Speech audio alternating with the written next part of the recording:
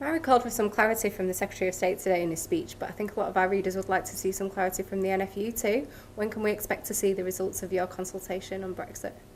Well, we're developing our policy at the moment, and of course we have to follow and observe what's happening in the wider world on Brexit. So until the UK government notifies the EU that it intends to withdraw under Article 50, the negotiations don't start properly, and it's not until that point that we're actually really going to start getting some clarity on what Brexit means. So at the moment we are setting out our principles, and we've done that across all of the key policy areas we've identified as being critical to Brexit.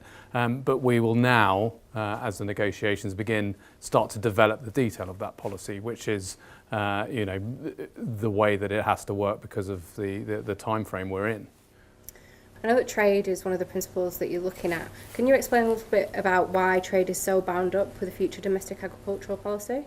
Well, there's a number of potential trade scenarios as a result of us leaving the EU. Firstly, we might, as we have called for, get a free trade agreement with the EU. We may essentially remain in a situation of tariff-free trade and very low non-tariff barriers. And if we get that, then actually farming can continue to thrive. That is our preferred outcome.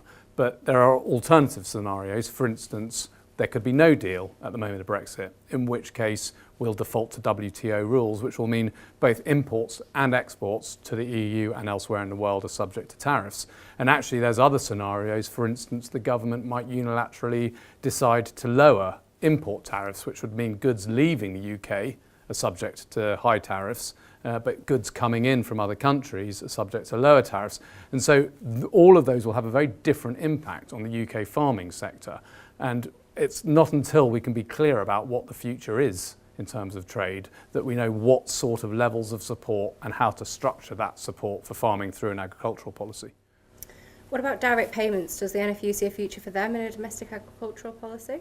Yeah, we see a future for direct payments if we find ourselves in a situation where farming is getting a bad deal from the trade agreements and the trade arrangements we have out of Brexit. So if we do find ourselves subject to tariffs and lower tariff competition coming into the UK, then farming will need support. It'll need volatility measures to make sure that it can weather difficult times and come out the other end.